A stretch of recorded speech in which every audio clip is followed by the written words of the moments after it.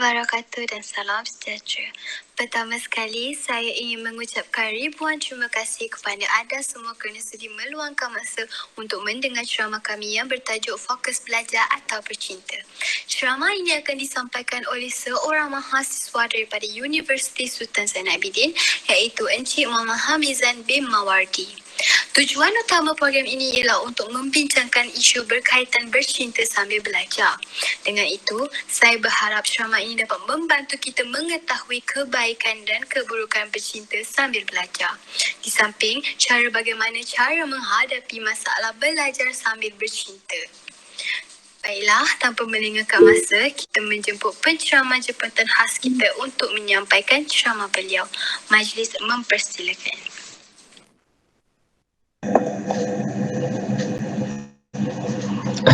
Bismillahirrahmanirrahim. Assalamualaikum warahmatullahi wabarakatuh. Dan selamat salam sejahtera kepada kepada yang non-muslim.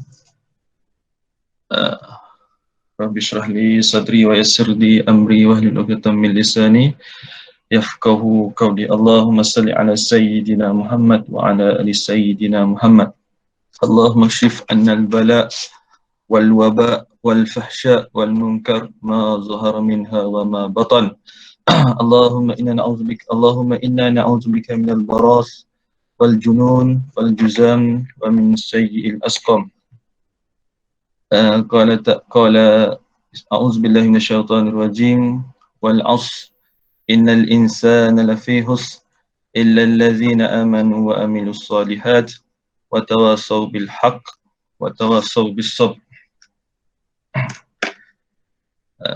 Terima kasih kepada saudari pengacara majlis Nur Syafiqah Ibrahim, yang saya hormati pihak opsi sendiri, Mesti Pendidikan Sultan Idris, kerana sudi menjemput saya. Yang saya hormati juga saudari pengarah program, saudari Yohanis. Terima kasih kerana menjemput saya. Alhamdulillah, kita telah berada di dalam 20 Ramadan dan diberikan kepanjangan umur, diberikan kesihatan, dapat bersama-sama menjalani ibadah puasa dengan penuh semangat dan ceria, insyaAllah. Nanti kalau saya kurang one way, nanti kalau saya cakap tu saya yang Syafiqah ke siapa-siapa boleh respon insyaAllah. Sebab saya tak boleh cakap kalau seorang ni, macam aku rasa takut shock sendiri. Okey, kita berbalik kepada tajuk kita, iaitu bercinta ataupun belajar. Slide pertama ni dia memberikan kepada saya berkaitan dengan cabaran remaja, cabaran pembelajaran remaja. Bagaimana cara remaja itu dapat menempani ataupun menghadapi cabaran-cabaran ataupun isu-isu yang berlaku, terutamanya dalam kalangan mahasiswa, terutamanya kerana kita faham umur-umur kita ni, kalau diikutkan kepada definisi yang remaja yang sebenarnya, remaja merupakan alam perubahan daripada kanak-kanak ke alam dewasa, awal dewasa, yang bermula di sekitar 10 hingga 12 tahun dan berakhir pada sekitar umur 18 hingga 21 tahun. Maknanya lingkungan umur 18 hingga 21 tahun tu dispesifikasikan sebagai umur remaja. Maknanya kalau lepas masuk U, kalau masuk melalui STPM, umur 18 kan, umur 18, 19, 20, 21 dia kira remaja lagi. Duduk di alam universiti pun dikira alam remaja lagi lah. Sebab satu barulah dikirakan alam awal dewasa. Dan remaja juga diistilahkan melalui Kamus Arab merupakan murahaqah.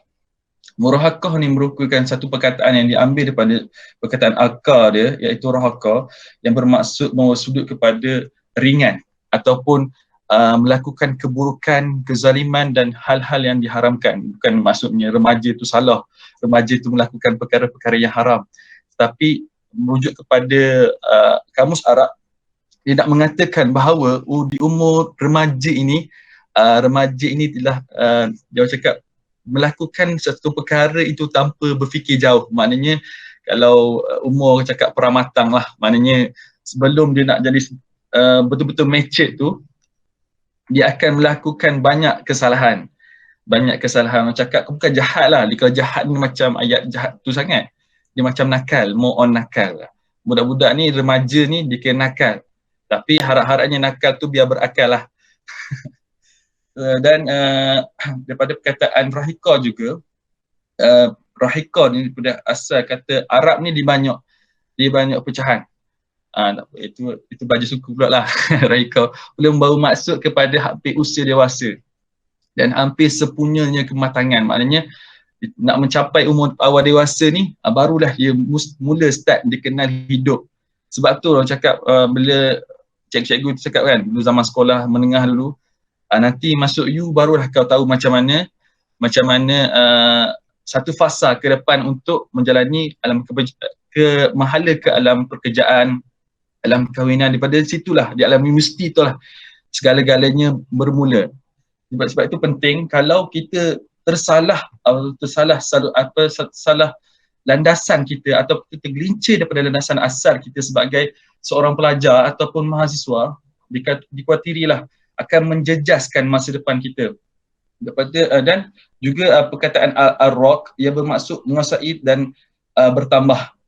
Keadaan ini kita dapat jelas bahawa kematangan ataupun keadaan emosi remaja ini agak tidak stabil pada umur 18 hingga 20 tahun ni. Maknanya 18 hingga 21 tahun ni mereka akan mudah terdorong dengan perkara-perkara yang negatif. Sekiranya tiada kematangan dan pemikiran dari segi pemikiran dan jiwa mereka jika tidak dibentuk yang dibina dengan betul, kegairahan. Kita tahu sifat remaja ni dia gairah, dia suka mencuba perkara baru, dia nak berseronok dan sememangnya dalam sifat remaja tu memang macam tu. Tuhan jadikan memang remaja dia suka naluri itu. Dikenakan dengan teori Albert Bandura. Albert Bandura kata apa?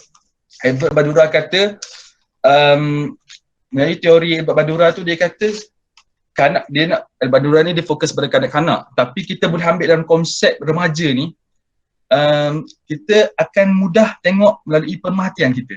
Proses yang pertama Albert Bandura kata melalui proses pemerhatian. Pemerhatian ni kita akan mudah meniru sesuatu yang kita lihat. Sebagai contohlah, kalau alam remaja ni, kalau duduk kat rumah, sebagai contoh, macam mana keluarga tu membentuk sasiah, membentuk diri budak tu ataupun diri anak-anak mereka. Contoh itu datang daripada keluarga dia dah, daripada siapa yang terdekat dia, ayah dia, mak dia, abang dia, kakak dia. Kalau abang kakak dia baik, mak ayah dia baik, insya-Allah lah, maknanya adik dia akan jadi baik juga. Itu pula Albert Bandura pecahkan pula. Albert Bandura pecah pula kepada tiga perkaitan ini, iaitu yang pertama behavior, tingkah laku. Yang kedua environment yang saya cakap tadi tu, environment. Apabila kalau kita tengok keluarga yang keluarga yang tidak retak ataupun keluarga yang stabil, dia akan memengaruhilah anak-anak tu. Okay, yang ketiga social cognitive. Social cognitive ni maknanya kalau kita lihat sebagai contoh, behavior dia baik kat rumah, dia baik, bila masuk universiti behavior dia akan kekal, melainkan ada faktor-faktor luaran pula, nanti saya terangkan yang tu pula. Dan campur pula perkaitan yang akan dihubungkan dengan yang kedua, iaitu environment, suasana persekitaran. Kalau tengok budak-budak U ni, kalau saya risaukan istilah kejutan budaya, culture shock. Kalau budak-budak daripada kampung, sebagai contoh, mahasiswa yang daripada kampung, bila dia duduk dekat universiti yang berada di bandar, benda ni amat membimbangkan mak ayah mereka. Anak-anak tu jenis bila duduk kat rumah yang dia tak bergaul, yang bila cakap mudah terikut. Ini dirisau, ini memang sangat risau. Maknanya kalau tiada apa cakap pemantapan jiwa ataupun kematangan itu sendiri akan menyebabkan remaja itu mudah gairah akan sesuatu, ingin mencuba tanpa ada landasan yang betul. Tak salah sebenarnya, sifat mencuba tu bagus, sifat mencuba, sifat ingin tahu tu bagus, tapi perlu ada landasan, dan remaja kena tahulah. Remaja sebagai seorang remaja yang cakap bermatlamat, mereka harus mengetahui perkara ini. Dan sekiranya remaja itu dibentuk, dan sebaliknya lah, sekiranya remaja itu dibentuk dengan adab yang mulia dan akhlak yang sepatutnya, maknanya remaja ini akan terus di dalam kawalan dan terus terjagalah daripada terus hanyut. Dalam waktu yang sama, dalam usia remaja ini juga, remaja ini dia menuju kematangan dan bersedia untuk membentuk diri yang baik dan bertanggungjawab. Maknanya kita cakap itu yang berkait dengan teori itu pula. Teori itu bagaimana remaja mengaplikasikan apa yang Albert Bandura cakap dari tiga ni. Tiga ni penting lah. Behavior, tingkah laku, environment, macam mana kita pilih environment kita. Kita yang pilih sebenarnya. Memang environment tu memang sedia ada. Bukan faktor semula jadi kan. Kalau mak ayah kita macam tu takkan kita nak ambat kan, betul. Maknanya environment tu faktor semula jadi. Tetapi kita boleh elak, faham? Kita boleh elak. Kita boleh elak dengan apa cara? Adalah cara-cara tertentu yang perlu kita tahulah benda tu. Dan yang ketiga, sosioognitif ni, saya tak terang kan. Sosioognitif ni sekiranya behavior dengan environment dia ketersambungan ataupun terjalin dengan baik, maknanya tingkah laku yang baik, duduk pula dalam environment yang baik, maka akan terhasilnya kesihatan mental ataupun imajinasi ataupun masa depan budak-budak tu sendiri, masa depan mahasiswa tu sendiri atau remaja sebagai contoh akan lebih terpandu. Okey, remaja juga merupakan satu usia emas lah, saya kira satu usia emas yang perlu dipandu. Sekiranya tiada orang yang membantu remaja ini, maka dikuatirilah, saya cakap tadi, kuatiri akan terus terjerumus ke lembah yang tidak diingini lah. Sebab kita tahu dekat universiti bukan orang cakap kalau tak ada jati diri yang jitu tu, maknanya remaja tu mudahlah untuk terjebak dengan aktiviti yang tidak bermoral. Dan kita berbalik kepada tu sebagai mukadimah apa itu remaja, macam mana remaja itu boleh terjumus. Saya ambil sikit teori daripada yang Albert Bandura cakap, dan balik kepada persoalan yang kita akan bincang ini. Saya kira ini pakai perkongsian sebab saya pun pelajar tahun akhir di Universiti Miza, Ustaz Zainal Abidin.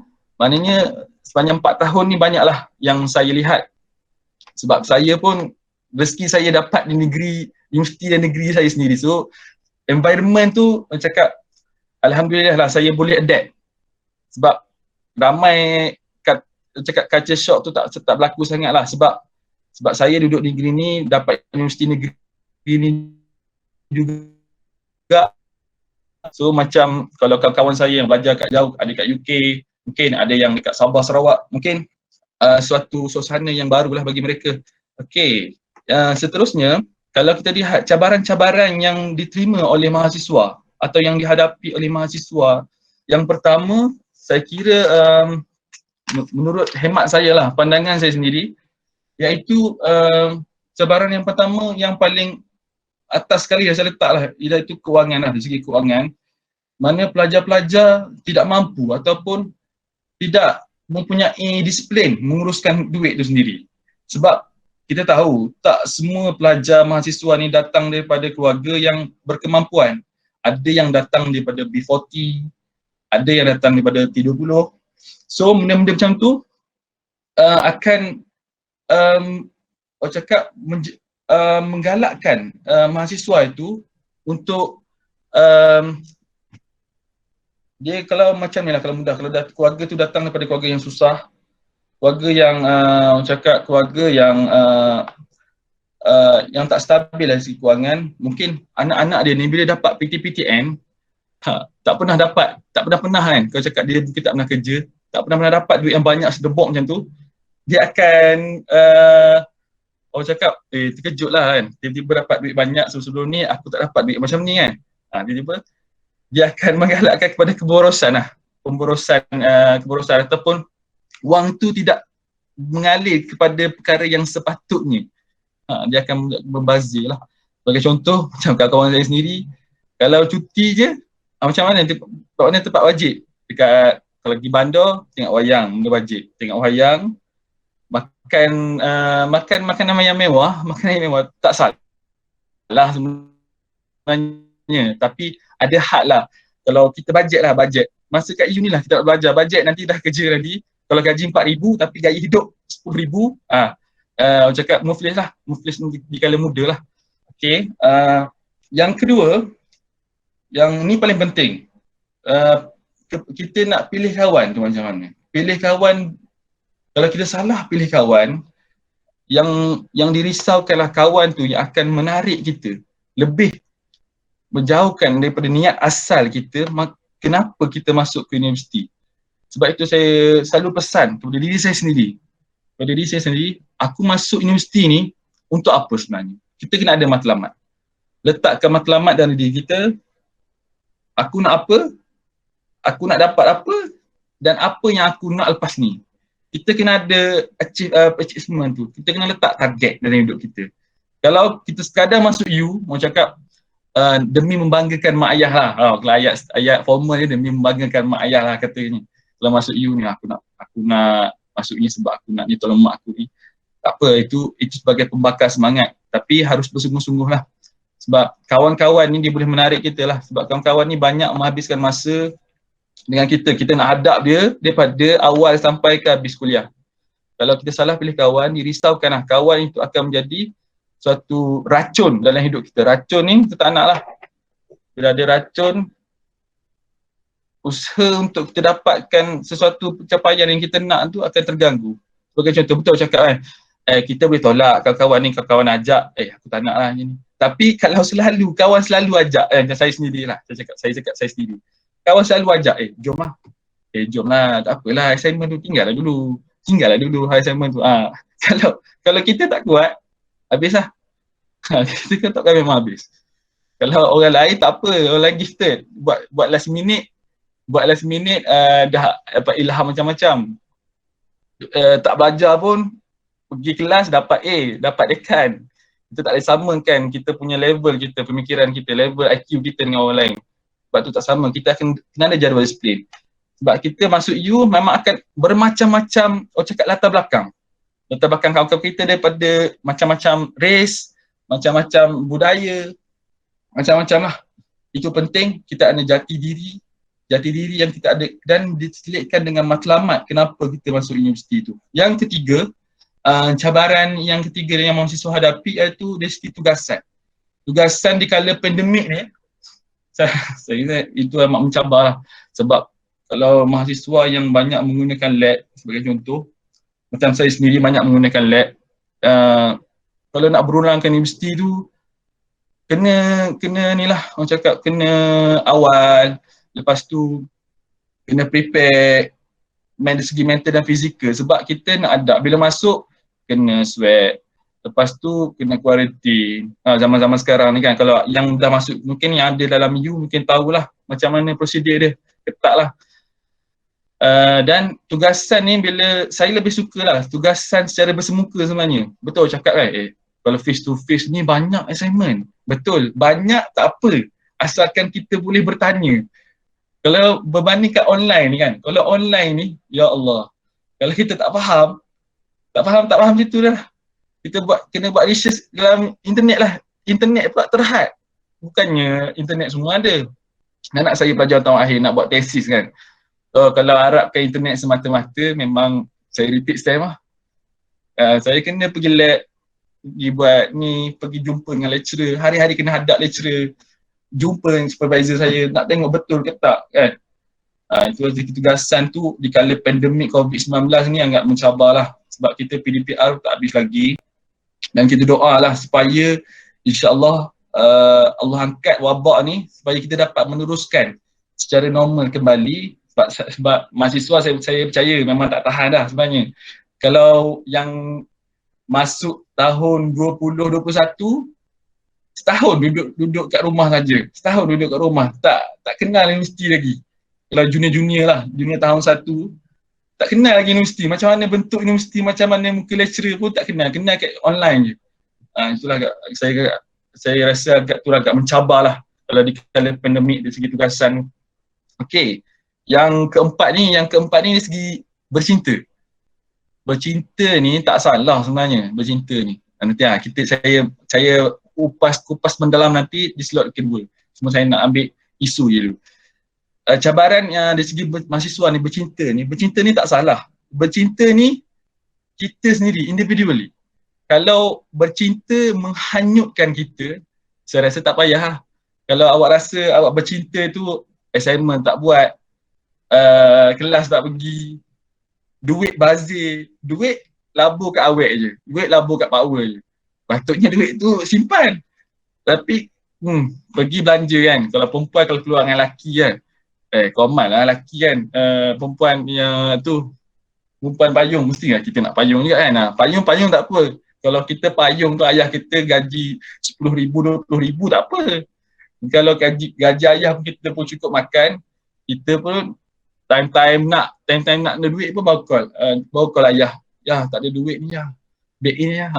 Tak nak lah macam tu. Saya kira kalau sampai tahap macam tu, awak tanya, awak renung muhasabah diri dalam diri awak. Maksud tak ayah aku bercinta, aku belum ready. Umur saya kira baru masuk ni, tak payah lagi lah. Nak last tu, nak jadikan pembakar semangat, barulah awak carilah seorang untuk bagi awak semangat untuk awak buat assignment ke, untuk jadi awak punya cakap pemangkin kan. Sebab kita manusia ni kena ada seorang pembakar semangat. Yelah mak ayah kita tu dah nombor satu lah. Tapi kalau dari segi pasangan hidup kita nak juga kan, betul ada. Cari kalau saya tak kata tidak dan saya tidak kata ya. Kalau itu individually. Kalau anda rasa anda boleh kawal diri awak, silakan. Kalau anda rasa menjauhkan aku daripada landasan asal aku masuk universiti, tinggalkan.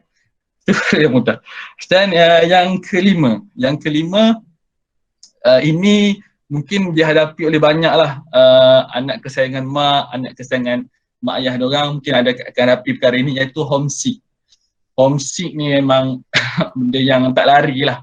Kalau bermula masuk tu pelajar tahun tahun 1 junior tu, mungkin kita pun semua pernah merasai benda tu. Memang akan rasa rindu. Tiba-tiba masuk universiti, tak rasa dah makanan mak tak tolong gerak dah tidur. Lepas tu tak ada orang tegur, betul tak? Semua benda kita buat berdikari, semua benda kita buat sendiri. So benda tu agak cakap rindu lah, suasana rumah tu, gaduh dengan adik lagi yang akan dia buat orang cakap lebih homesick lah. Yang benda ni boleh diatasi sebenarnya. Lama-lama juga dia akan teradaptasi dengan persekitaran dia. Nak kalau jumpa pula dengan kawan-kawan yang masuk air kan, satu bilik ke yang jenis okey dengan kita rasa slow lah tu proses untuk kita melupakan penyakit homesick. Okey, yang keenam iaitu ini penting. So memanage rangkaian ni dari segi networking. Saya pesan ke awak semualah, sebab awak akan sambung master. Saya sendiri pun insyaAllah kalau rezeki saya sambung master habis degree ni, saya tak kerja dah kot, saya sambung master terus. Bila awak nak sambung master lagi nanti, aku keluar bahasa Terengganu. Bila awak sambung master nanti, networking ni penting. Sebab apa saya cakap networking ni penting? Orang lain yang tak ada networking, contohnya tak ada rangkaian, tak ada kawan-kawan, dia akan boleh cepat benda tu. Dia boleh buat, cuma untuk refer kan, kita ni manusia kan, tak ada benda yang kita buat secara sempurna. Mesti kita ada bimbingan, mesti kita ada pertolongan daripada orang lain. Jadi function networking ni inilah benda-benda macam ni lah. Sekarang pun kalau awak tak kenal kan, contohlah awak masuk persatuan, siapa yang aktif macam saya masuk persatuan tu, awak nak angkat paper, awak nak pergi HCP, awak nak pergi HEPA, awak tak kenal siapa-siapa dalam tu, awak masuk terkebir-kebir, aku nak hantar surat kat siapa Kalau orang yang ada networking dah, bukan networking ni bukan kabel tau. Kabel ni apabila awak gunakan kepentingan awak untuk dapatkan something. Kalau networking ni awak minta tolong. Networking ni awak minta tolong dia. Bukannya gunakan sepenuhnya kuasa dia, contohlah dia pengarah, awak nak dapatkan kerja. Itu memang kabel lah. Tapi yang ni networking yang mesti ni awak kena faham konsepnya luas, bukannya kabel Okey. Yang ketujuh iaitu masalah bahasa. Kalau saya akuilah, kalau pelajar daripada Bumi Putra itu orang Melayu, penguasaan bahasa Inggeris tu agak orang cakap memuaskan. Memuaskan. Dia tak lemah, dia memuaskan. Sebab kalau di universiti yang mengamalkan pengamalan pengajaran secara bahasa Inggeris ataupun bahasa asing, dia akan melambatkanlah proses kita nak mengejar tu. Dia boleh, tapi kita memerlukan usaha yang lebih lah. Sebab orang lain yang mungkin yang dah effort dah bahasa Inggeris kan, dah effort dah bahasa Inggeris, mungkin dalam ni kawan-kawan yang power kan, kira lah orang satu grup, satu kelas, saling-saling tolong lah, saling-saling tolong, insyaAllah. Okay, saya kira tamatlah perkongsian saya untuk slot 1 ni, dan saya serahkan kembali kepada saudari pengacara majlis.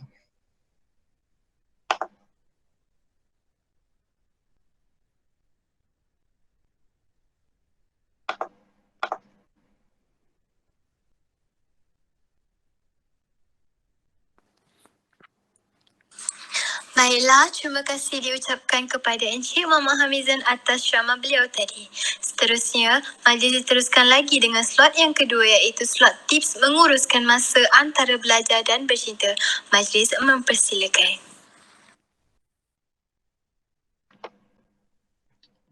Okay, slot yang kedua iaitu yang bertajuk bercinta. Bercinta ni dapat memberi apa kebaikan kepada kita? Bercinta ni dari sudut psikologinya salah ke tak? Bercinta ni tak salah. Yang salahnya kita yang mengawal cinta, betul. Okay, sebagaimana kita tahu, manusia pasti akan menemui ataupun melalui masa waktu kehidupan seharian. Maka beruntunglah mereka yang menggunakan masa untuk perkara-perkara kebaikan, dan rugilah mereka yang menggunakannya untuk perkara-perkara yang tidak berfaedah dan sia-sia. Pepatah Arab dia ada mengatakan bahawa masa itu umpama mata pedang. Jika kita tidak memotongnya, nescaya dia akan memotong kita. Maknanya kalau orang Melayu ni dia banyak gunakan lidah lah. Lidah tajam umpama mata pedang. Sebab kita baik ngatakan orang tau. Ngatakan orang memang pedih lah. Tapi masa juga pedih. Sebab apa masa ni pedih? Sebab kalau kita nak ulang kembali benda yang dah lepas, contohlah kita nak ulang semalam mungkin kita tertinggal tarikh due date assignment. WhatsApp lecturer tak nak terima. Kita rasa nak ulang kembali waktu semalam tu, tak boleh dah, betul tak? Sebab tu orang cakap masa itu emas. Masa itu emas, dia sinonim kepada benda yang berharga lah. Kata-kata ini telah menunjukkan betapa pentingnya masa itu dalam kehidupan manusia. Dan Allah pencipta masa dalam kehidupan manusia, dan masa ni Allah bagi kita 24 jam satu hari bersamaan dengan 1440 minit dalam sehari tu.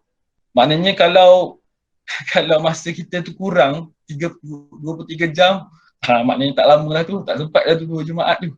Kalau masa kita lebih pun pelik lah tu. Dia, orang cakap dalam Islam ni dia pandang keberkatan masa. Keberkatan masa, apa yang kita lakukan dalam masa kita tu. Sama ada kita habiskan kepada perkara-perkara yang sia-sia ataupun kita gunakan kepada perkara-perkara yang berfaedah. Contoh macam ni lah, mudah kan. Kalau saya rasa semua rasa macam ni. Kalau kita main game, kita main game 5 jam, tak terasa sebagai 5 jam, betul. Kalau kita duduk dalam kelas pula subjek yang payah, contohnya biologi, dalam sekolah dululah, biologi, fizik. Ya Allah, bila nak habislah ni, ya Allah. Nak macam gerak 5 minit ke 10 minit tu kan, macam dia tak habis-habis, tak gerak je masa ni. Aku nak balik ni. Sebab kita buat perkara yang bermanfaat, perkara yang berfaedah tu, masa terasa lama. Disebab itulah saya percaya kewujudan keberkatan masa tu. Saya percaya kewujudan ayat keberkatan masa. Kita tak ada keberkatan masa, masa akan terasa lebih cepat. Dan terpulanglah juga kepada kita macam mana kita nak gunakan masa tu untuk kita mencapai kebahagiaan di dunia, dan yang paling penting kebahagiaan di akhirat lah, insyaAllah. Buat masa ni sebagai manusia, sebagai hamba, sebagai orang cakap, sebagai anak, sebagai mahasiswa, sebagai warga negara lah, banyaklah kita punya komitmen. Sebab kalau kita tak fikirkan semua benda tu, kalau kita just buat perkara kita gunakan untuk apa cakap, orang yang tak ada matlamat, orang yang tak ada apa yang dia nak tuju dalam hidup dia, dia akan buat perkara, menggunakan masa tu dengan terbuang begitu sajalah. Maknanya tak ada, orang cakap tak ada indikator dalam hidup dia. Apa benda yang petunjuk yang dia nak buat, apa benda yang dia nak lakukan lepas ni. Hidup dia akan terasa kosong dan tidak bermatlamat. Ini amat merugikan lah, sebab kita mahasiswa, kita selevel. Kita level kita lain dengan orang lain. Kita tak pandang rendah kawan-kawan kita yang tak masuk U. Tapi kita ada level. Kalau tak, apa guna kita masuk U, betul? Kalau kita tak ada level dengan kawan-kawan kita yang tak masuk U, apa guna kita masuk U? Okay, dan golongan ni ditegur oleh Allah Subhanahu Wa Taala melalui firman Allah, maka dalam ayat Al-Mu'minun surah 115, maka adakah patut kamu menyangka bahawa kami yang menciptakan daripada tiada pada ada, sahaja dengan tiada sebarang hikmah pada penciptaan itu, dan kamu menyangkakan pula kamu tidak akan dikembalikan kepada kami. Oleh itu, pengurusan masa ni, kita faham dalam ayat yang Allah turunkan dari surah Al-Mu'minun tadi tu, maknanya Allah nak kata, nak tegur kita, masa itu perlu dijaga, perlu diuruskan dengan betul. Sekiranya kita tak uruskan dengan betul, maka masa itu akan berlalu saja, ataupun dengan sia-sialah. Rugilah hidup kita kalau kita tak gunakan masa dengan sebetulnya. Dan berbalik kepada soalan saya, berbalik kepada perbincangan kita, iaitu kita nak uruskan masa belajar dengan masa kita bercinta. Masa kita belajar dengan masa kita bercinta ni, kalau dari sudut apa kita pandang, kita lihat dari sudut apa yang kita nak bincangkan. Kalau bercinta tu, dia perlu patuhlah benda ni. Saya kira benda ni yang perlu ada. Kalau kita lihat kita bercinta tu, kita tidur 2 jam je. Lebih masa kita habiskan dengan cakap OTP lah. Kalau malam ni, waktu-waktu kita bergayut kan, mudah bahasa bergayut lah, mudah lah. Lepas tu kita on the call, kita cakap dengan awet ke Pak Awal ke siapa ke pasangan kita. Maknanya kalau kita sampai tak cukup tidur tu, saya kira perkara tu perlu dielakkan lah. Maknanya bercinta tu tak salah. Bercinta, saya tak salah bercinta ni, saya tak kata salah bercinta. Tapi bercinta itu perlu ada landasan lah. Perlu ada kita punya pegangan, apa benda yang kita nak buat, apa benda yang kita nak kejar dalam bercinta ni. Kalau kejar tu, bercinta tu just for fun. Contohlah kata, bercinta kat you ni, aku nak gunakan pasangan kita tu untuk lepas bosan. Lepas bosan, aku nak dia teman aku buat assignment ke apa benda ke. Itu kes lain lah. Tapi saya harap benda tu tak berlaku lah sampai tahap-tahap kita memainkan perasaan orang lain. Okay, yang kedua, kita tetapkan niat dan matlamat kita. Ini paling penting. Saya pegang benda ni, tetapkan niat dan matlamat. Setiap benda yang kita nak buat, kita kena ada niat. Kita kena ada matlamat. Kita masuk U sendiri pun, kita apa benda kita niat, kita apa benda matlamat kita. Kalau just nak masuk U semata-mata, cakap nak tunjuk hebat lah. Kawan kita kan, tak yang kalau kawan-kawan yang tak masuk U, kita tak tunjuk hebat lah, kita ada degree konon-kononnya. Bagi saya tu kosong lah. Inilah mahasiswa tak mencapai apa benda yang digariskan oleh KPT lah. KPT tak mahasiswa yang holistik dari segi banyak aspek. Dan kalau bercinta juga, kalau bercinta tu sekadar bercinta tu just for fun, for granted, maknanya tak payah. Kalau kita tak sakitkan hati orang, dan orang pun tak akan sakitkan hati kita. Maknanya saya tak cakap single tu better. Single pun ada pro dan cons dia. Tapi kalau nak bercinta, tengok kita ready ke tak. Kalau kita tak ready, kita tak boleh bagi komitmen, kita tak boleh bahagikan apa betul priority belajar dengan bercinta. Kita tak boleh bezakan dua benda tu ataupun kita gabungkan sekali. Kita cakap ambil mudah, belajar pun kita ambil mudah, bercinta pun kita ambil mudah. Dua-dua ambil mudah, jadinya ke laut lah. Dia ke laut juga, tak tunggu repeat SEM, gagal. Itu yang kita tak nak lah, na'uzubillah min zalik. Tak mahu benda tu, kita masuk EU, kita nak ada matlamat, kita nak sekali harung je. Kalau boleh tak nak ulang banyak kali benda tu. Sama betul tak? Sebab kita banyak benda lagi ke depan kita nak kejar.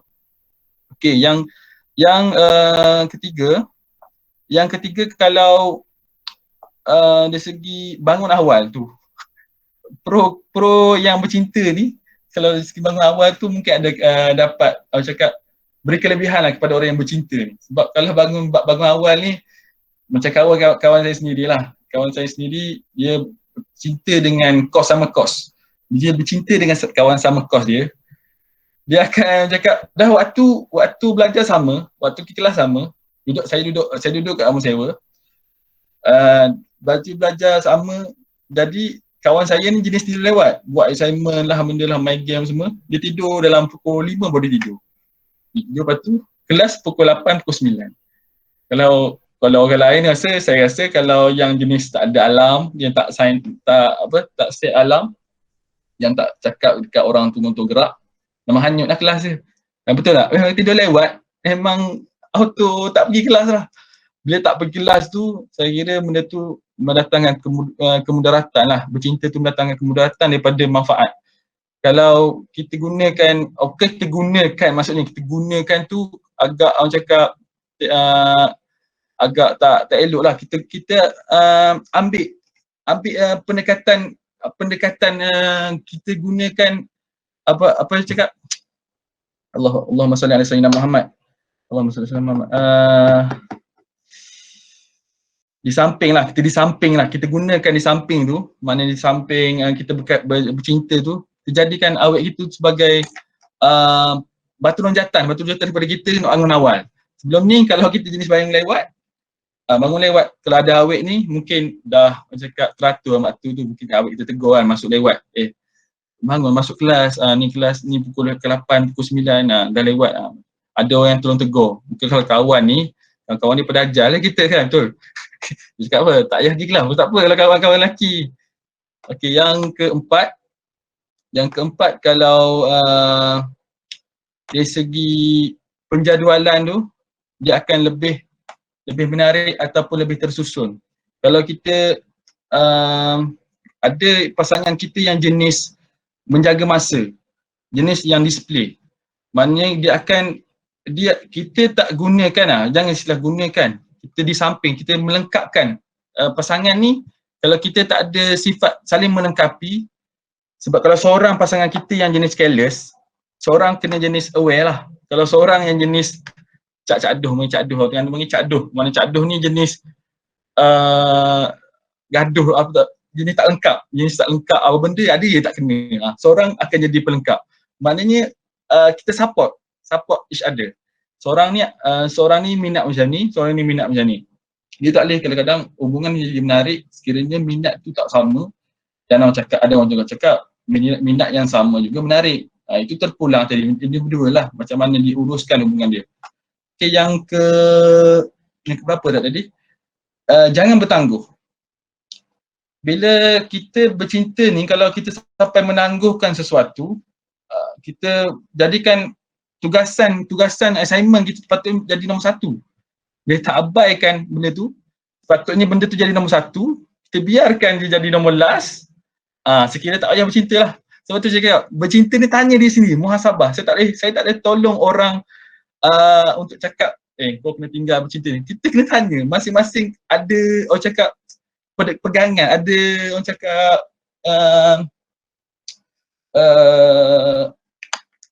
indikator, mudah faham indikator lah. Indikator ni apa benda yang kita nak buat dalam kehidupan kita ni. Kalau just bercinta ni, kalau sekadar nak suka-suka, tak payahlah.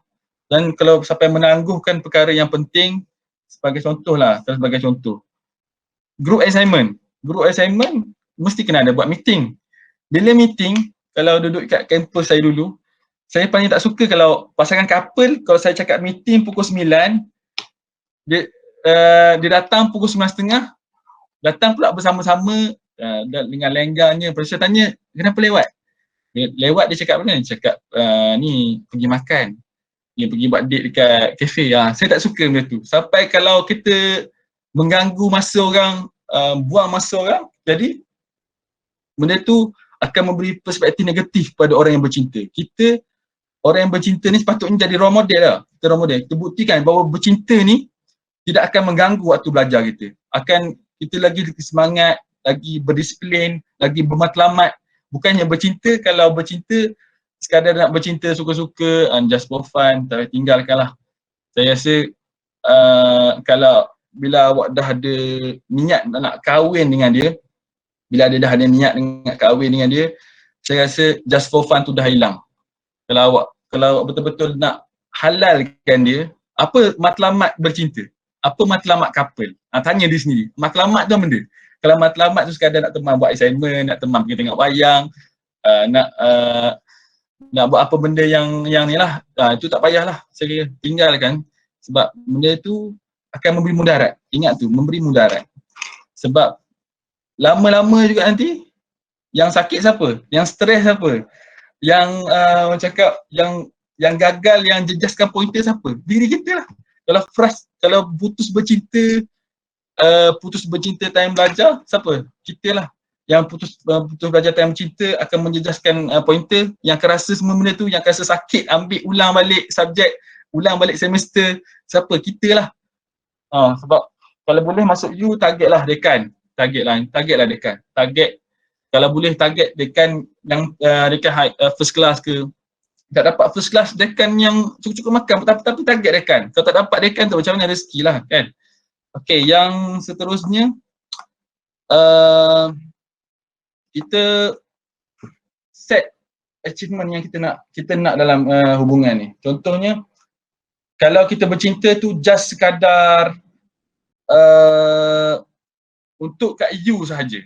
Untuk kat you sahaja sebagai kita untuk bagi semangat kepada belajar, buat semangat buat assignment semua tu, tak salah. Tapi kita kena jelas lah, kalau sekadar nak jadi macam tu, baik berkawan je kan.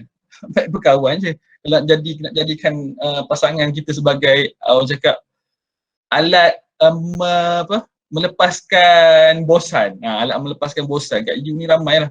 Alat melepaskan bosan, alat meminjam duit. Alat menumpang kehidupan. Alat menumpang kehidupan yang kita nak hidup senang. Nampak lelaki yang kaya sikit, kita tumpang dia. Kalau perempuan ni, saya pernah dengar cikgu saya dulu pernah pesan kat kelas saya lah, kelas perempuan, sebab saya dulu amal kelas perempuan. Awak masuk U nanti, awak dah ada pasangan. Awak biarkan pasangan awak setia dengan dia, pasangan awak tu. Awak masuk U nanti, awak cari seorang yang awak boleh hidup bergantung kat dia. Saya cakap, cikgu ni biar betul dia cakap macam ni. Saya cakap, cikgu pula yang mengajar macam ni kan. Sebab tu hati-hatilah, lelaki nak bercinta tu berpada-pada. Nanti awak juga yang menderita. Okay.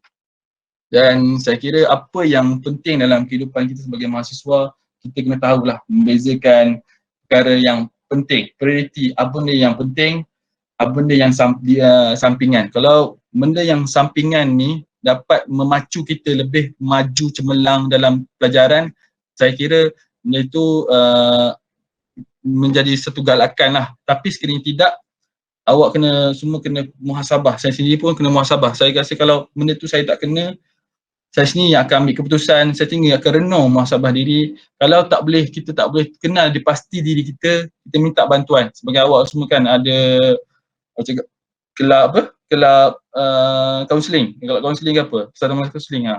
Awak buat satu grup ke, tanya pandangan ni ke pandangan. Kalau malu, jumpalah kaunselor ke siapa-siapa yang berautoriti untuk bercakap lah. Saya hari ni sekadar perkongsian saya lah, apa yang saya rasa, apa yang saya alami, saya kongsikan kepada awak. Saya tak kata saya ni pandai, saya ni sempurna. Tak, saya kongsi sebab saya pun pelajar tahun akhir dan saya lalui apa yang awak semua lalui. Saya juga pelajar dan awak juga pelajar. Awak faham, awak mungkin tahu benda tu, Tapi mungkin awak tercam, betul juga kan, betul juga.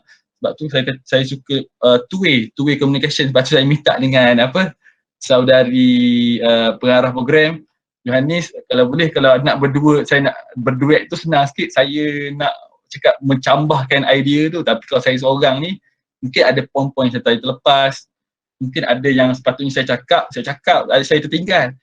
Itulah apa yang saya nak cakap, apa yang telah saya beritahu tadi. Kita kena tahu matlamat kita, tujuan kita, niat kita. Bercinta tu tak salah, tapi kalau bercinta tu melalaikan kita, memberikan kita, awak cakap, banyak kemudaratan dibanding kebaikan, tinggalkan perkara itu. Dan insyaAllah saya kira cukup sekadar tu saja daripada saya untuk slot yang kedua. Terima kasih kerana sudi lagi mendengar apa yang saya kongsikan pada hari ini, dan saya serahkan kembali kepada saudari pengacara majlis.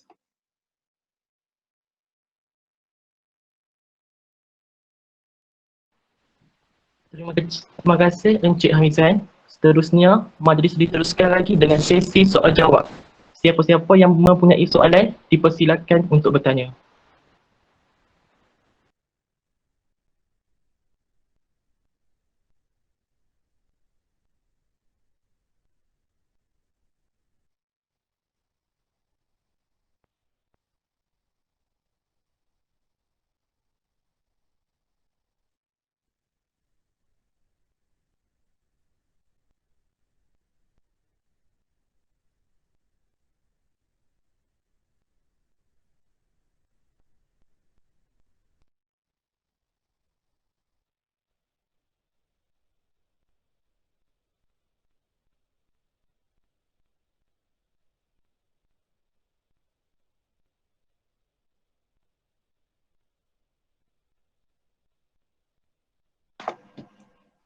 Okey, soalan tu daripada siapa ni? Adakah seseorang pelajar boleh fokus dalam pelajaran dan bercinta pada masa yang sama? Seorang pelajar bercinta dan fokus belajar pada masa yang sama. Seperti saya cakap tadi, tengok muhasabah diri, itu semua individually. Kalau kita orang yang tidak affect by environment yang negatif, ataupun kita jenis mudah kita jenis tidak mudah terikut dengan mudah terikut dengan persekitaran yang tidak baik, maknanya teruskan. Kalau kawan-kawan kita couple sampai mengabaikan, kita jangan jadi macam tu. Kita tanyalah diri sendiri. Sebab tu cakap, the point dia, tanya diri sendiri dan individually muhasabah diri. Kalau kita rasa kita tak sanggup, kita belum sedia, belum ada kesanggupan untuk memberi komitmen kepada kedua-dua ni, so boleh tinggal slow-slow. Dan saya kongsikan sikit lah sebab saya tertinggal. Perlu ke bercinta ni? Bercinta ni mengikut daripada kajian daripada UKM, bercinta itu merupakan suatu ketagihan. Dan ketagihan ni sama seperti mengambil bahan lah, kita faham. Ketagih itu suatu benda yang kita cakap melalaikan ataupun menghayalkan lah, mudah faham, menghayalkan. Ataupun istilah orang Melayu ataupun kita yang mudah faham lagi ni, angau.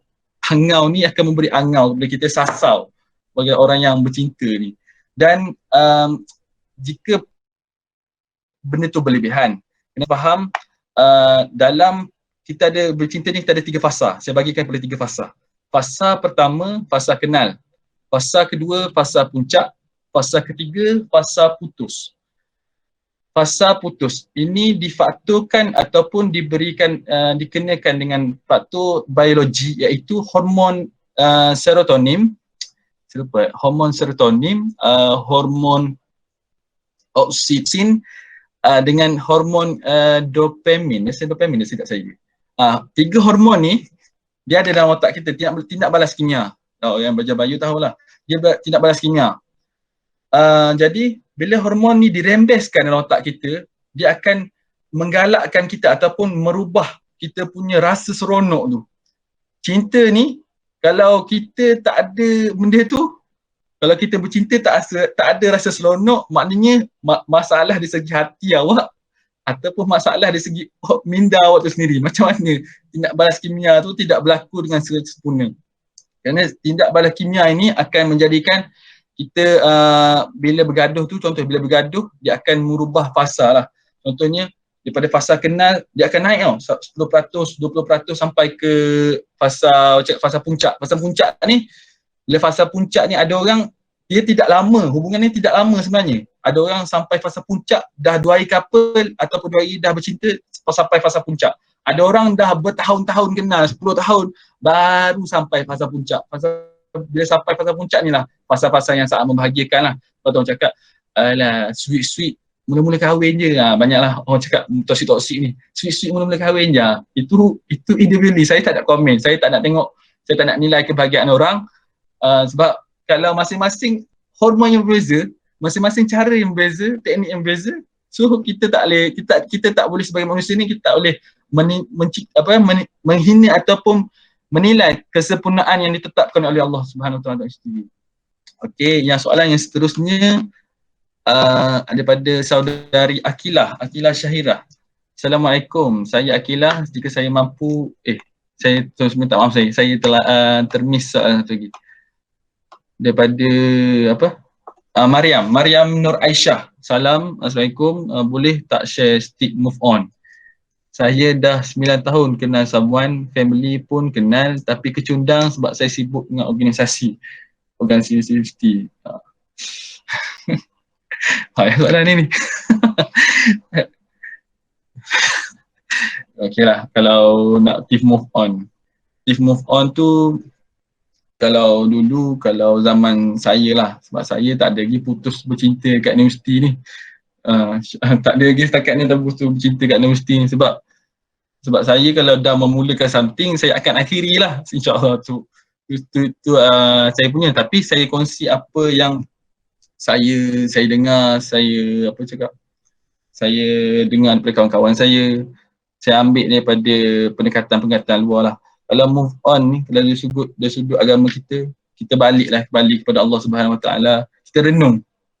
Mungkin Allah nak tegur kita apa benda yang kita buat dalam hubungan kita selama ni, ataupun Allah nak tunjukkan, Tuhan nak tunjukkan siapa pasangan awak tu, adakah ia sesuai ataupun tidak dengan diri awak. Kerana awak kena tahu, jodoh itu cerminan diri.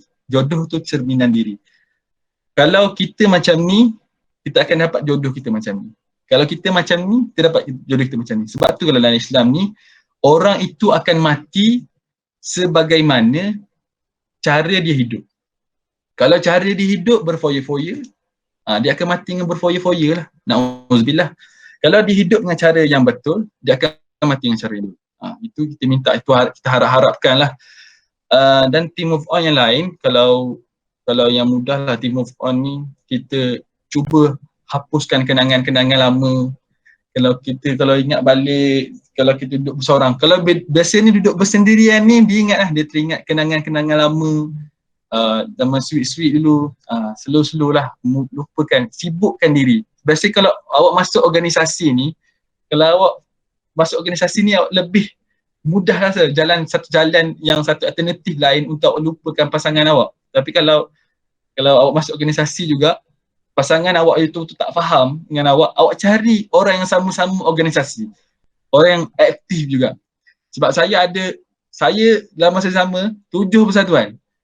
Saya kalau di universiti lain mungkin tahu Palapis. Saya Palapis. Saya Wataniah. Saya nak habiskan masa saya dengan latihan saya, persatuan lagi. Latihan saya, awak tahulah macam mana kan, malam-malam semua. Memang kalau yang jenis tahu, yang mungkin ada makwer yang masuk Palapis, dia tahulah macam mana. Tak ada masa lah. Kalau latihan masuk hutan, memang tak ada masa. Phone hilang. Phone tak boleh pegang terus. Jadi kalau pasangan awak tak faham, awak cari alternatif lain untuk fahamkan dia. Kalau dia still juga tak nak faham, maknanya dia tak boleh terima lah. Bila dia tak boleh terima apa benda yang buat dalam hidup awak tu, awak cari someone better. Someone better sebab awak nak hidup dengan dia bukan sehari dua. Kalau awak nak hidup dengan dia sepanjang hayat, betul. Tak ada yang perkahwinan nak kahwin sehari dua, sebulan dua, tak ada. Bazir duit, buat manja RM10,000, RM20,000, aku nak kahwin sehari dua, tak ada bazir duit. So tu nanti move on antara yang mudah lah. Kalau yang tadi saya kongsi, awak cuba cari pasangan yang sama faham dengan awak, sama minat, sama passion dengan awak, sebab awak organisasi kan, masuk organisasi aktif, saya faham. Yang kedua, awak muhasabah dirilah, fikir benda tu sebagai sesuatu yang baik, sesuatu yang baik. Awak jangan anggap putus ni sebagai gagal. Ada orang cakap putus hubungan gagal. Dia bukan gagal. Dia Allah nak tegur kita lah tu. Allah nak tegur kita benda yang kita buat dalam hubungan kita sebelum-sebelum ni. Mungkin ada sekitar ada benda yang salah, ada benda yang tak kena, ataupun pasangan kita sendiri tu tak sesuai dalam hidup kita. Mungkin kita kena muhasabah diri kita, apa yang kita bagi, dan kita kena muhasabah diri balik apa yang dia bagi. Kalau hubungan ni give and take. Kalau dia bagi lebih, awak kena bagi lebih. Kalau dia bagi macam ni, awak kena bagi macam ni. Usahakan untuk hidupkan balik hubungan tu. Kalau saya kira banyak lagi lah yang tips-tips lain yang awak boleh tanya dengan orang lebih pakar. Mungkin orang yang pernah clash ke, mungkin dia faham lah situasi move on ni. Itu saja yang saya boleh kongsikan. Okay, seterusnya daripada saudari Akilah Syahirah. Akilah Syahirah, dia tanya, Assalamualaikum, saya Akilah, jikalau saya mampu membagikan masa saya dengan baik dan mampu prioritize tugas saya, ada tak lagi cabaran bercinta semasa belajar selain yang disebut tadi? Okay. Cabaran bercinta, cabaran dia, kalau di Uniza ni, dia panggil bi'ah. Awak nak duduk satu menghadap dengan perempuan tu tak boleh lah. Kalau Unizan dia ketat sikit, kalau nak main sukan dengan perempuan pun, jadi security akan datang, dia akan tegur. Kalau UI lain saya tak tahu, Unizan ni agak ketat lah dari segi bi'ah. Kalau bersyarat tu bi'ah ni, maknanya dia tak nak campurkan pergaulan lelaki dan perempuan. Maknanya kalau benda tu, saya rasa benda tu ada juga kebaikan dia. Kalau cakap kita fikir, ramai juga mahasiswa yang tentang, dia cakap, kita nak mestikanlah open lah, kita takkanlah nak cakap, saya kasar sikit minta maaf, takkan cakap nak beromen tengah-tengah ni dengan ramai orang, dia cakap macam tu. Tapi benda ni berkait dengan penguatkuasaan undang-undang, dan mahasiswa tu dia kena faham lah untuk mencegah apa benda, mesti ada kebaikan. Kalau kita fikir hubungan ni, kalau kita berlandaskan nafsu, itu yang saya takut. Hubungan berlandaskan nafsu, dia akan menjerumus ke arah yang tidak baik. Betul, kita dalam agama kita sendiri, dia ajar benda tu dihalalkan selepas berkahwin. Tapi janganlah kita gunakan benda tu kita cakap untuk memberi rangsangan ataupun memberi kebahagiaan dalam hubungan sebelum. Itu saya rasa kalau ada lelaki yang memanfaatkan awak sebegitu rupa, saya kira jauhkan dirilah, sebab dah jelas-jelas lah dia menggunakan awak untuk dia punya kemahuan nafsu dia tu semata-mata. Perempuan kena tahu, sebab perempuan yang rugi siapa? Yang beranak siapa? Yang mengandung siapa? Perempuan. Laki macam tu je. Sebab itu jagalah perempuan ni, tak kira siapa-siapa. Tak kira siapa-siapa dalam ni, tak kira awak agama apa. Sebab semua agama mengajarkan perkara baik, betul. Semua agama mengajarkan perkara yang baik. Tidak ada agama yang mengajar penganutnya untuk melakukan kejahatan. Yang seterusnya daripada Fiza Musa. Assalamualaikum, saya Afar. Apakah masyarakat beranggapan bercinta semasa belajar adalah sesuatu yang negatif? Bercinta semasa belajar adalah sesuatu yang negatif. Bercinta, okey. Bercinta semasa belajar ada sesuatu yang negatif itu macam kita. dipamer, apa yang kita pamerkan akan memberi perspektif kepada orang awam. Orang yang bercinta ni pamerkan benda yang tak elok. Sebab tak ada lagi orang yang saya jumpa yang bercinta, adalah seorang dua je lah, seorang dua. Saya sepanjang saya kenal, saya belajar kat universiti ni, seorang dua je lah. Yang berkapal dapat pointer 38, 39, 40. Yang lain yang berkapal, hidup makan cukup makan je lah, 3.5, 3.3, 3.0. Okey. Cuma saya nak cakap kat sini, point dia, jarang sekali orang dapat fokus kedua-dua bercinta dan belajar itu sekaligus. Jarang. Ada jarang. Sebab bila awak dah syok angau-angau, bila awak dah angau bercinta ni, semua benda jadi, saya cakap, jadi nak fokus kat pasangan awak. Belajar, tak ke mana, tu tak ke mana. Bila duduk kat rumah kak, bila duduk kat rumah ni, asyik OTP, asyik cek, sampaikan tanggungjawab awak sebagai anak, tanggungjawab kita sebagai sebagai abang, sebagai adik, terabai. Anak sepatutnya tolong mak ayah, duduk kat rumah, sibuk sangat dengan power mak ayah, sepatutnya hubungan kita dah masuk, nak dewasa ni, dah tahap memahami lah. Kawan saya cerita pengalaman kawan saya duduk di Amsterdam. Dia duduk di Amsterdam, lelaki. Perempuan kekasih dia tu duduk di Jepun. Amsterdam dengan Jepun juga awak tahu jauh kan? Memang jauh. Diorang bertunang sebelum diorang sambung belajar di tempat masing-masing. Kontak jarang sekali. Adalah, dia cerita kat saya, dia kontak 6 bulan sekali. 6 bulan sekali. Sebab memakan kos. Dia bukan orang senang juga. Dia belajar, ada sebab seorang tu sponsor. Seorang tu dapat apa, saya tak ingat lah.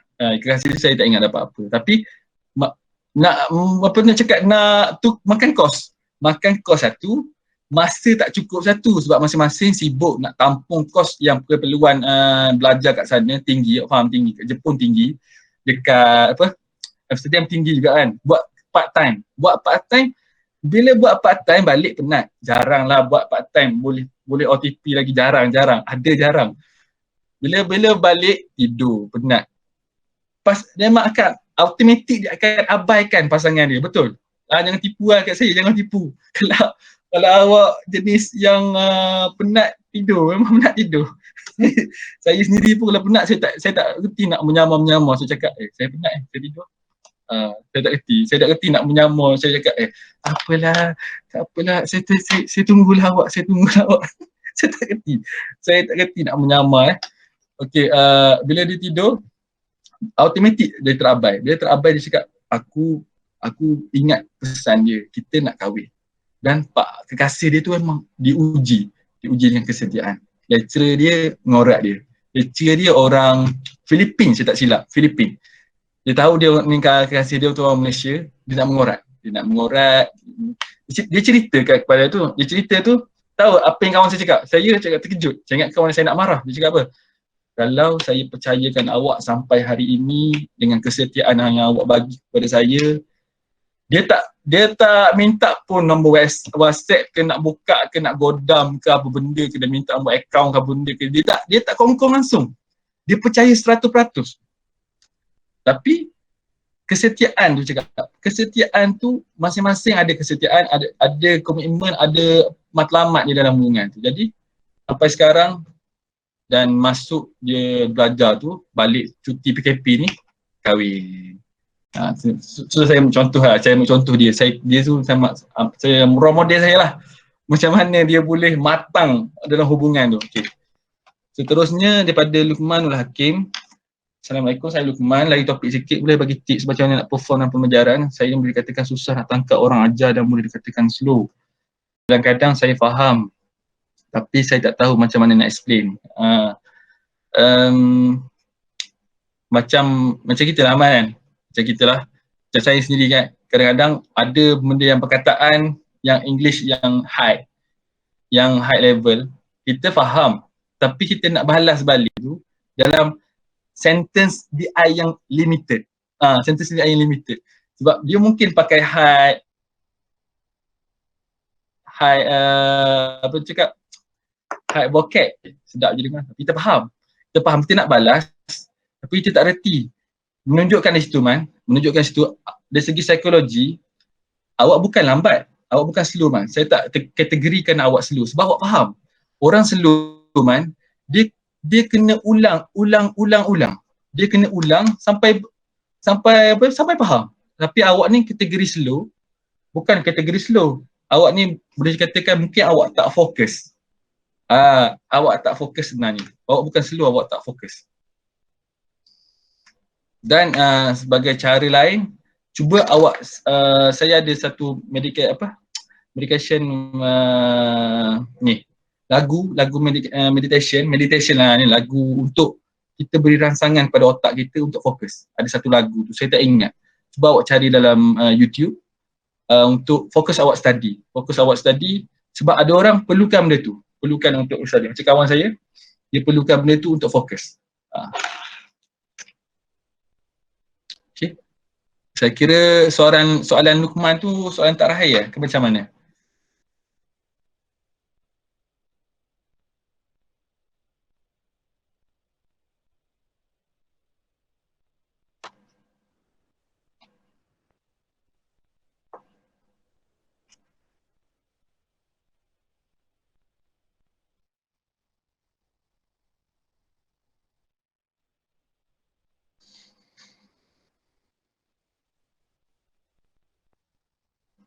So kesimpulannya, saya tutup. So kesimpulannya, renungkan balik niat dan matlamat kita masuk universiti dan hindarkan diri daripada perkara-perkara yang negatif. Fokus, matlamat, kerja apa yang kita nak, dan ingat balik mak ayah kita. Apa yang kita janjikan kepada mak ayah kita, nak dapatkan apa benda yang kita nak dalam kehidupan kita. Dan yang kedua, lagi banyak renung je. Saya suka renung. Saya suka merenung keluar jendela ni. Renung je balik. Bercinta tu sebab apa? Kalau bercinta tu sebab for your sake and granted, tak payah. Kalau bercinta tu sekadar just for fun, tak payah. Sebab awak kena ingat, kalau awak betul cakap, tak apa, aku mainkan perasaan orang. Awak kena ingat, dunia ni kalau awak pukul 12, sekarang ni awak pukul 12, dia akan pusing. Awak pukul 6. Tak, maknanya, apa saya nak cakap, awak pukul 12, pusing akan pukul 6. Maknanya, bila awak duduk atas, awak akan jadi ke bawah. Awak akan rasa hukum karma. Hukum karma tu, saya percaya hukum karma tu wujud. Apa yang awak buat ke orang, awak buat jahat ke orang, dan benda tu akan rasa. Awak tak rasa sekarang, saya risaukan nanti awak rasa yang awak betul-betul ada hubungan. Bila awak dah ada keluarga, awak rasa betul. Saya tak takut benda tu. Lepas tu cakap, awak jangan permainkan orang. Kalau awak tak suka, awak cakap tak suka. Kalau awak suka, awak cakap suka. Apa benda yang awak nak melalui hubungan awak tu? Jujur. Jujur dengan pasangan, jujur dengan diri sendiri, kekal fokus, stay positif, hindari toksik. Sebab banyak toksik. Bila kita bercinta ni, memang akan toksik banyak. Tapi awak sendiri yang kena kekal, kena kental. Kental untuk dengar komen-komen. Tapi kalau awak betul dan dasar awak, just go for it lah. Bercinta je lah. Tak ada orang marah. Kalau awak bercinta sampai melalai abai ke semua tu, itu je tak kena. Saya kira, sepanjang pula saya ni. Saya kira cukup sekadar itu pada perkongsian. Saya kira perkongsian saya lah. Saya tak cakap ini sebagai talk lah, saya bukan bidang sebab ini topik yang ringan tapi memerlukan penghayatan sebab ini berkaitan dengan perasaan, penghayatan hati yang betul. Saya kira cukup di sekadar itu untuk perkongsian saya pada hari ini, dan saya mohon maaf atas ketelanjuran, kekhilafan saya sepanjang saya memberi bicara santai ataupun perkongsian saya pada hari ini. Saya mohon maaf andai ada terlanjur kata, tersilap bicara. Apa yang baik itu datangnya daripada Allah Subhanahu Wa Taala. Apa yang kurang dan lemah itu datang daripada kelemahan dan kekurangan diri saya sendiri. Dan saya akhiri talk kita pada bicara santai kita pada pagi ini dengan Wabillahi taufiq wal hidayah. Wassalamualaikum warahmatullahi wabarakatuh.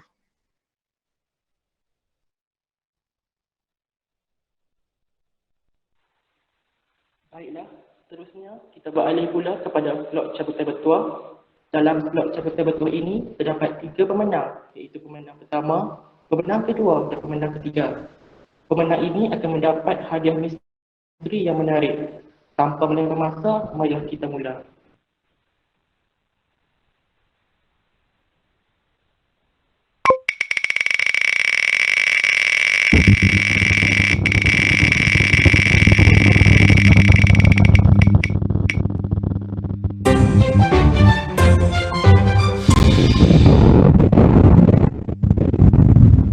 Seterusnya,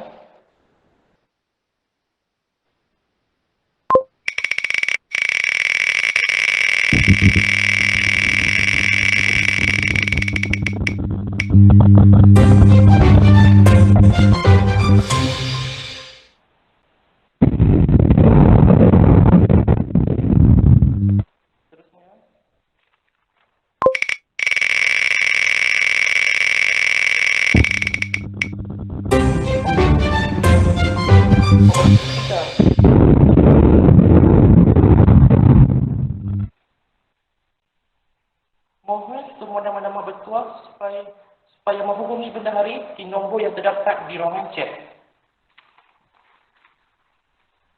Dengan berakhirnya slot cabutan bertuah, maka berakhirlah program kita untuk hari ini. Sekalung budi penghargaan terima kasih tak terhingga kepada penceramah sebutan, iaitu Encik Muhammad Hamizan bin Mawaridi atas perkongsian yang cukup menarik. Dan tidak lupa juga kepada sesiapa yang terlibat secara langsung atau tidak langsung dalam menjayakan program ini. Sekian, terima kasih. Mohon semua pelajar supaya membuka kamera untuk sesi bergambar.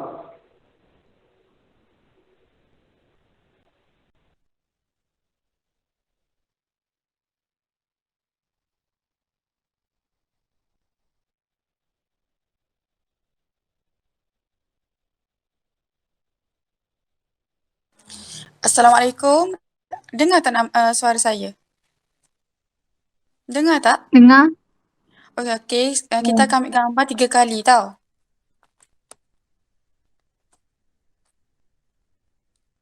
Okey, senyum. 1, 2, 3. Okey, lagi. 1, 2, 3. Sekali lagi. 1, 2, 3. Okey, terima kasih.